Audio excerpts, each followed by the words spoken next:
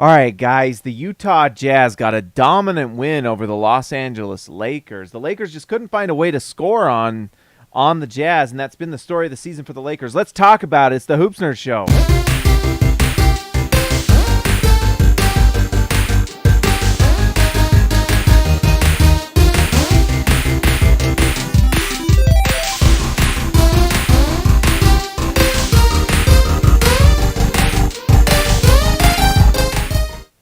All right, guys, before we get into it, make sure you like and subscribe to the channel if you're new here. Actually, we've got the scoreboard still up from before. What are we, Bush League here? Anyways, make sure you like and subscribe if you're new here, especially if you're a Jazz fan. If you're not, then, hit us a like anyway. And by the way, if you're also new here, make sure you support our sponsor, Prize Picks. We won our Prize Picks tonight. We won $300. We put down like 93. It was times by 3. We just put the over on assist for Westbrook, who did it pretty easily, and Mike Conley as well, who's incredible. Use promo code HoopsNerd. They'll match up to $100 for you. Go use it. All right, guys, the Los Angeles Lakers are struggling this year. They had their moments tonight, and there was one point where they were like within 2, and the Jazz were able to fight them off. Let's just talk about it a little bit for the Lakers. I keep bringing that up. Wrong one. There we go. Let's bring me down below. The story of the Lakers season this year is that they have a good defense. They coming into tonight, and it'll go down a little bit because the Jazz had a nuclear night from offense. But they were coming into this game with the number 3 defense in the league, but the number 30 offense in the league. So this Lakers team is just struggling to score. And I think tonight was an example of how, without any sort of offensive rhythm and ability to shoot threes, it makes it really hard to defend for 48 minutes. And so this Lakers team has got to figure out how to improve that offense because their defense is solid. Right now they're starting Troy Brown. Let's see who started tonight. Troy Brown and Lonnie Walker. Lonnie Walker was not a great pickup, although tonight he had a good night. 17 points, at least offensively. 17 points. He was 50% from the field, 2 for 3 from 3. And Troy Brown, who was 40% from the field, 2 for 6 from 3, he was a minus 14. He might have been the lowest plus minus. This Lakers team needs to think about doing a trade, and I think they could get a trade done with the Jazz if they wanted to. Trading Troy Brown to the Jazz. I mean, even if the Jazz let them keep Westbrook, I don't know. Westbrook has looked really good off the bench. He was their best player tonight. It wasn't even close. 28 points for Westbrook on really good efficiency. He was dominant at times. Westbrook was incredible at times tonight. But, man, it's really hard to win when you've got guys like Troy Brown, Lonnie Walker. They're just not hitting shots. And Patrick Beverley, I actually like what he did. He was a +2 in this one. He didn't take a lot of shots, but he hits the ones he took. 5 rebounds for him. But, man, you look at the Jazz, who are very willing to make a trade with the Lakers. If the Lakers come and they want to get, like, Mike Conley and Malik Beasley and maybe even, like, Kelly Olynyk, I think the Jazz would listen. Those are 3 really high-level players that could come in and change this Lakers season, and I think the Lakers need to figure out how to do that. The Jazz would be willing to do it. By the way, we talked about it tonight. The Pacers won tonight. They are now all of a sudden 4-5. Ben Mathurin looks like an absolute star. I don't know if this Pacers team is going to trade guys to the Lakers. I just don't know if that's something they want to do. They keep winning games. Why would they make a big trade like that? I don't know. So this Lakers team needs to think real hard, quick and hard if they want to take advantage of the last few years of LeBron James' career, because not making a trade is going to really hurt them, and this season is going to fall away quick. And like we all know, they don't have a pick in this draft this year, so it's just a lost season if they don't do anything, just like last year was.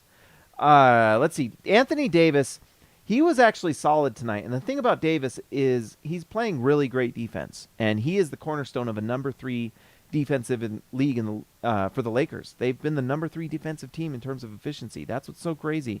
But they have easily the worst offense, and it's the worst offense by a lot. Last time I checked, it was like 6 or 7 points below per possession below what's being done by the next worst offense. It's the worst offense since like the tanking Sixers.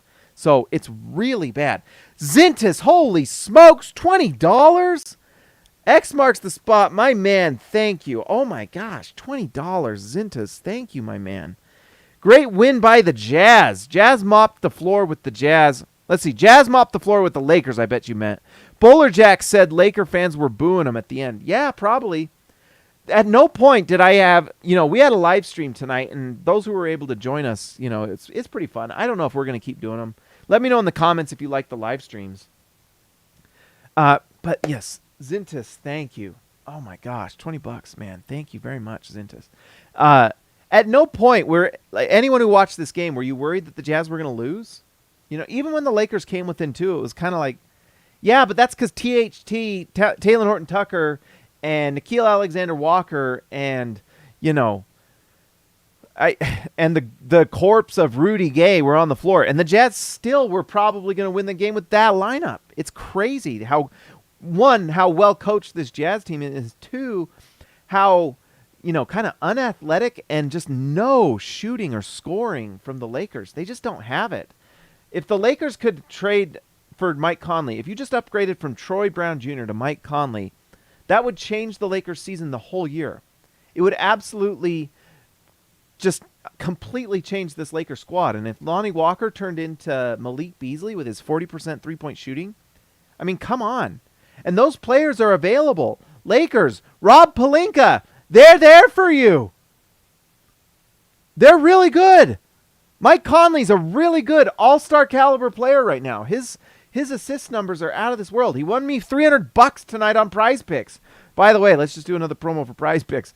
Promo code Hoops Nerd. Mike Conley is just making people money right and left, and the Lakers don't seem to want to win games, so I don't know.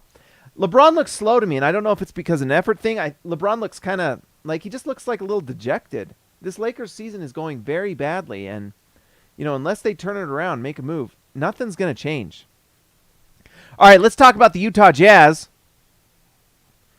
What's not to like with this Utah Jazz team? Absolutely just one of the stories of the year. Lauri Markkanen tonight looked a lot better than last game. I mean, he scored like 14 last game. Tonight he comes back 27. He looked slow. I almost wonder if Lauri Markkanen was a little under the weather last game because, he didn't go to the free throw line. He missed all his threes. Tonight he was 33% from 3. He was 6 for 6 from the free throw line, 27 points, 12 rebounds. Markkanen is kind of like the bellwether for this team. If Lauri Markkanen has a nice game, it's really hard to beat this Jazz team because there's so many good role players and some of them stars. I mean, Mike Conley's playing like a star right now. 15 points, 10 rebounds, or 10 assists. Are you kidding me? But when Lauri Markkanen shoots like this and has a night like this, and he also had blocks. Like he blocked a shot. He was guarding LeBron at times. He made LeBron look LeBron looked rough tonight. And I'd like to think that it's just that he's dejected, that he's kind of not happy with this season. It's like 2 seasons in a row. I can't speak. 2 seasons in a row where LeBron looks just like he's had 2 lost seasons. And I just don't know if it's going to happen. Kelly Olynyk, by the way, had another big-time night. Look at this. 7 for 10 from the field. 3 for 3 from 3. Plus 17. Kelly Olynyk's playing at just an elite level. He's not going to make the All-Star team, but Olynyk and Markkanen had a good game. And it's just this Jazz team is really good. This is just star stuff. Look at this. This is ridiculous. 7 for 10 from the field. Are you kidding me? 3 for 3 from 3. It made Anthony Davis not look like the defensive player of the year. I can tell you that. 3 assists, 4 rebounds. Olynyk just does everything you need for the team to win. He's passing the ball. He moves the ball on offense. He defends. He gets steals. Like 1 steal tonight. I swear he averages. I'm just kind of curious. His steals per game has got to be at least 1 or 2. I'm just curious. This season, steals per game. Yeah, 1.5 steals per game.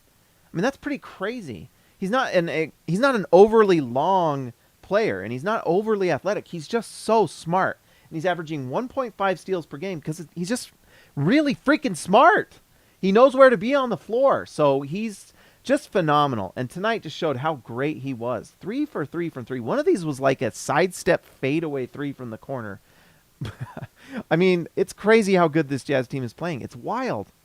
Vanderbilt had some kind of up and down moments tonight, but you're going to just have these every night from Vando. 9 points, 6 rebounds, 4 assists, 1 steal. He just fills the stat sheet. He had that one play at the end of the half where he was under the basket and he passed it out. He should have just dunked the ball. But he did have a guy on him, but Vando's a lot of fun, and he just plays, and he's one of those guys that's just so long, and he's a big reason why this Jazz defense is so good. So good. Yeah, maybe we will. Let's see. Robert Hall, show the dunk. Show the dunk. You know what? Let's do it.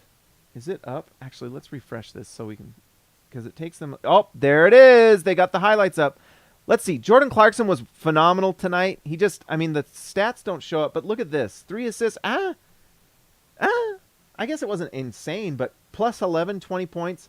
I think what's so cool about Jordan Clarkson this year is he's just absolutely the winning player. It's just inarguable. He is just a guy that plays within the system now. He's not out to just get his shot. He's out playing within the system. 7 rebounds, 3 assists, 20 points. I know he took 19 shots, which leads the Jazz, and you'd think, oh, is that all that great? But that's 47%. That's actually pretty good efficiency. A lot of these were those floaters he took. You know, the big dunk. Let's see. I think it was the last one. Let's watch it. AD still managing, driving the dunk shot. So here we go. Here we go. Where are we? What's going on? Are you kidding me? AD still managing. Remember the last game? I mean, it was all here we go. Jordan Clarkson to win that game the other night, and then driving dunk, drives past, goes straight to the hoop, and boom! Head above the rim. They didn't want you, Jordan. They didn't want you. Anyways, Jordan Clarkson's just been one of the most fun players on the Jazz. All this entire Jazz team is so much fun. Absolutely a blast to watch. And so it's just, I mean, this whole show could just be like Jordan Clarkson, really fun. Jared Vanderbilt, really fun. Kelly Olynyk, really fun. Lauri Markkanen, really fun. The Jazz team is just great. They play so unselfishly. Will Hardy gets on them too. Will Hardy does not accept laziness or not getting back in transition defense. He gets on them. I love it. Oh, the other thing that Will Hardy does that's so great is he doesn't have these rotations like Quinn Snyder used to do last season. He's phenomenal. He'll put anyone out there. If he feels like he wants to try something, he does it. He does it. He does it based off of what's going on the floor. What a novel idea. Something Jazz fans haven't seen for years. We have a coach that actually goes out there and says, hey, you know what? These guys aren't feeling it. I'm going to put out Nickeil Alexander-Walker. By the way, those minutes from Nickeil Alexander-Walker might have saved the game. Plus 10. He played just 7 minutes, but he was a plus 10 in those 7 minutes. He really was awesome. 2 for 4 from the field, 1 for 2 from 3. Rebound, but they were just big minutes. Big-time stuff. And that comes from Will Hardy saying, hey, we've got to make a change. He puts him in, and the Jazz win the game. Will Hardy's coach of the year, no question. No question Will Hardy's the coach of the year. So far, we're 10 games in. It's crazy that we're like 1/8 of the season done already. It's crazy. And the Jazz are just really, really great. It's a really good team. 7-3. Is it 7-3? I can't remember. Let me know in the comments. Let's see. Mike Conley, he was our prize picks tonight. I had him over on the assist. The over-under was 6.5, so we got it, baby. But he hit the prize picks in the first half. He had 7 assists at halftime, 15 and 10 for the game. He looked incredible. 54-40. He was 100% from the field with just 1 free throw, obviously, but 2 rebounds, plus 9. Mike Conley is so incredibly good. He's so good. This trade stuff with the Lakers wanting the... I mean, you're a moron if you want the Indiana Pacers trade over the Jazz. You're an idiot.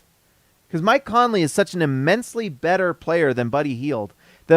If anyone wants Buddy Hield over Mike Conley, you're dumb. You're just dumb. Because Mike Conley's playing at a just incredible level. Could you imagine this 40% three-point shooting with this playmaking next to LeBron and AD? I mean, it would save their season. You know?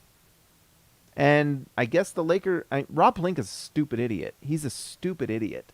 He's really stupid. Like, really stupid. He makes stupid decisions in the offseason with that team. And then he's not smart enough to make good decisions to fix it. He's just an idiot. He's a stupid idiot. So anyways, Mike Conley was incredible. 15 and 10. Just remarkable. Colin Sexton is just looking like such a great pickup for the Jazz too. He is so fast and so athletic. I mean, when he's in transition, he is lightning. We have wanted a player on this Jazz team like this forever. You know, this guy that just plays so hard, and in transition he pushes it so hard. This Jazz team is so different than everything we've been used to for like the last 6 years, because they get out in transition, they get back on defense in transition, they pass the ball. Everyone is a shooting threat, including Jared Vanderbilt, who, by the way, 1 for 1 again from 3. It's time to check it again. Jared Vanderbilt's, let's see, his 3-point stats. Let's look at it. He is now shooting from 3, 54% from the 3-point line. Yes, it's like 1 per game, but he's hitting it at 54%. It's crazy. It makes you think, like, can we get this to 2 and see how comfortable he is? Can we start shooting maybe 3 of these? But he's knocking down that corner 3, and he's starting. I bet he's getting confident with it, you know? When you're knocking him down at that level, it's crazy. But anyways, Colin Sexton is looking like the 6th man of the year type guy for the Jazz, and really that guy of the future. I wonder if the Jazz are trying to get him that 6th man of the year award. He may earn it by the end of the season. It might be, might be a good thing to just check out the stats on that, but Colin Sexton's looking fantastic as a 6th man. Tonight, 7 for 13 from the field, 3 for 5 from 3, 4 rebounds, 0 assists. Let's see. No, 4 rebounds, 3 assists for Sexton. 17 points plus 7.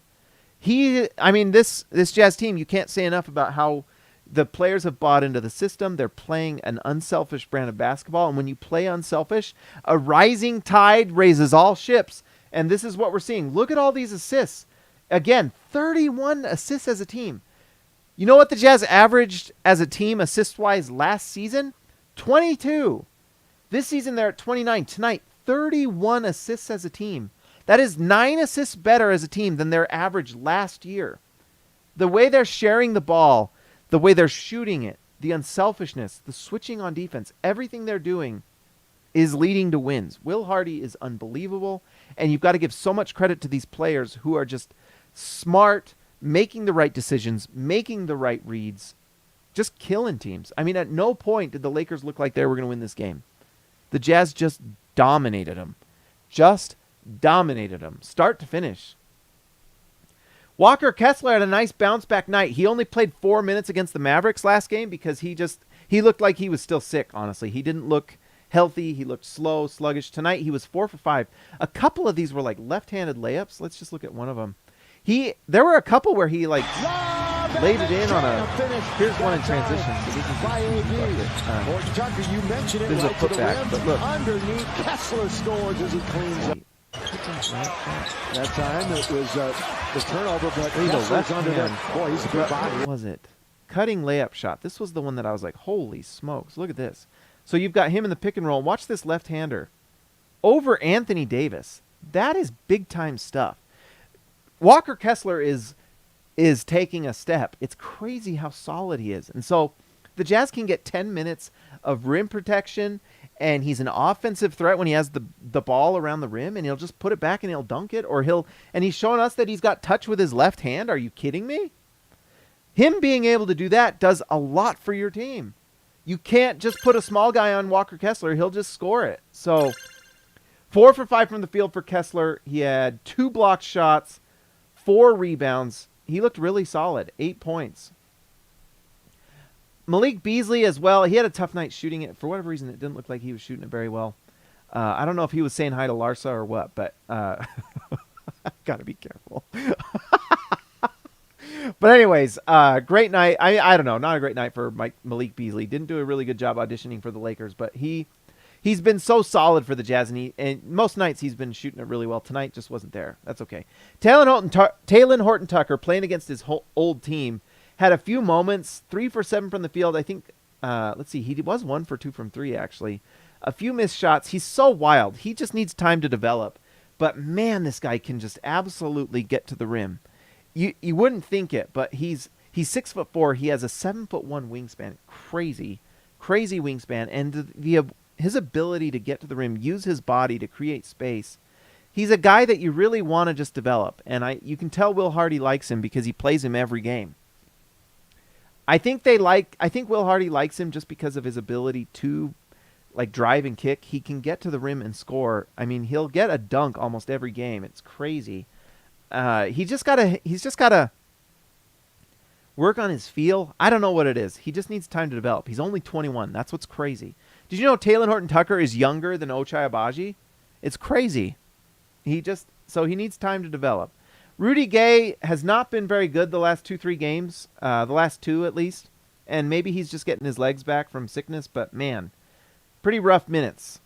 But we already talked about it before. Nickeil Alexander-Walker deserves a ton of credit. He came in and really, these 7 minutes were huge. Probably saved the game for the Jazz. I'm hoping the Jazz start losing games here because I would like a nice draft pick. But, it's fun to watch the Jazz win. And let's see, Walker was just fantastic. Alexander Walker, plus 10 in 7 minutes. He's been stringing together some good games. It's starting to look like Nickeil Alexander-Walker is figuring it out.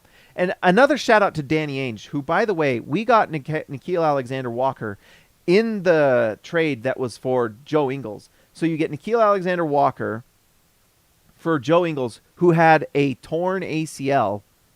And if he turns into something, that's incredible. Incredible. I can't remember what the pick was for that. They might have even gotten like a second-round pick, or I can't remember. But it's just nice to see Nickeil Alexander-Walker do really well. These were garbage time minutes, so don't really mean anything. So that was fantastic, guys. Just really great stuff from the Jazz. They're really good. This Jazz team right now, let's see. Let's just go check it out. Let's just go check the standings out. I think, are they updated? So the Bucks won. Let's see. The Jazz are now sitting 7-3. They're number 3 in the Western Conference. Comment below if you thought the Jazz were going to be the number 3 team after 10 games. This is their hardest part of the schedule too. I mean, these next 10 games are going to be pretty tough, but the Jazz keep winning. They're 7-3. It's crazy. 4-0 at home, 3-3 on the road. So they were 2-3 coming into this. It'll be interesting to see how they do on the road. But man, this Jazz team is just dominant. And then you look down here, the Los Angeles Lakers 2-6. What a dreadful season for the Fakers. Look at that. Golden State 3-7, and Minnesota 4-5, who are giving the Jazz their pick this year. Incredible. Watch the Jazz get the number 1 pick with the Wolves. Could you imagine? Could you imagine if if the standings were like this today? In fact, let's do it. Tankathon. Let's just do it just for fun. So look, Minnesota goes to Utah, and the Philadelphia pick goes to Utah. So look at this. The 2 picks for the Jazz that will be in the lottery are not even their own. Utah right now sits at the 26th pick, their own pick. Who'd have thunk it? But according to this, and this won't be, the Jazz won't win the lottery with this pick, because if this jumped, then they would get the next worst pick, which would be the Brooklyn pick. So let's say this jumped, the Jazz would get this pick. Basically, Jazz fans, you want these 2 teams to be losing, because the Jazz get the worst of the Philadelphia, Brooklyn, and Houston picks. So the more games that Brooklyn and Philadelphia loses, the better. And then obviously we get the Minnesota pick. So let's sim this lottery. Let's see what happens if the lottery was tonight. Woo! Boom. Oh my gosh! The Jazz get the number 4 pick with the Minnesota pick. Could you imagine? Could you imagine? Oh my gosh, that's my favorite thing ever. Oh my gosh. Could you imagine if this is how it panned out? And then the Jazz get, look. Then they'd get the 4 and the 10. Oh my gosh. We would just miss out on Amen Thompson, because he's going to go 3. Although there's going to be someone that probably jumps. If we got Amen Thompson with the Minnesota pick, are you kidding me? And the Jazz are going to come into the... could you imagine if the Jazz go to the playoffs and then get a number 4 pick in the same season? Could you imagine? Boom, boom, boom. Boom, boom, boom, boom, boom, boom, boom. That would be incredible. That's my favorite show moment ever. That makes me so happy. All right, guys. Well, things are going well in Jazzland. Danny Ainge is doing pretty well, if I do say so myself. Let's see. Let's do this. No, not that. Turn this off. What's going on? What's going on? You know what time it is, guys. We're about done, but that means it's time to give a shout out to our All-Stars. So, let's bring this up. Let's see here.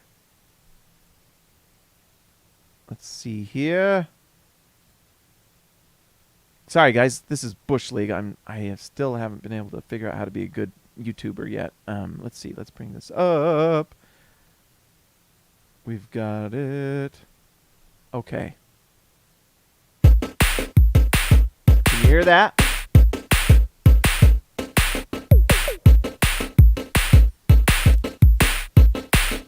All right. It's time to give a shout out to our All-Stars. Can you believe that? I can't believe that happened with the prize picks. Or not with the prize picks, with the tankathon.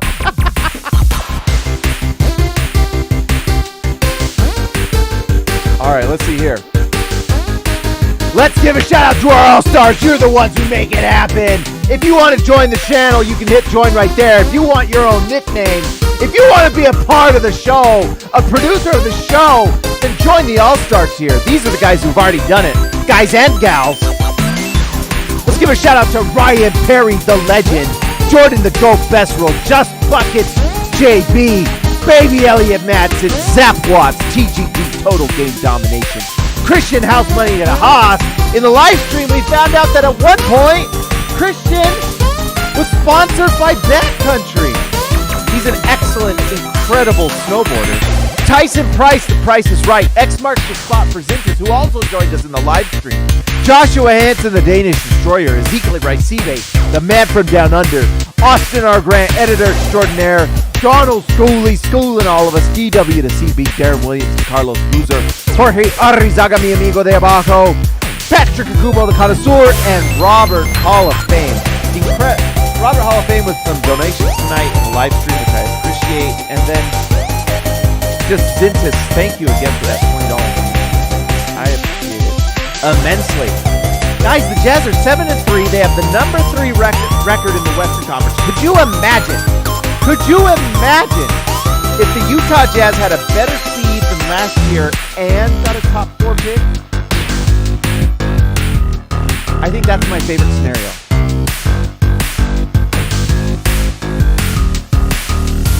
All right, guys, if you haven't already, go like and subscribe to the channel. If you would like to win easy money on Prize Picks, go use promo code HoopsNerd and they match your money. Tonight was Free Friday. $20 bets were free. Even if you lost, you didn't lose the money. Prize Picks does tons of promos, so go check it out. Go put down $5. Obviously, be very responsible and do not do something that you can't afford. But if you can, it's a lot of fun. Guys, this was a lot of fun. Thank you for joining the channel tonight. I will talk to you next time.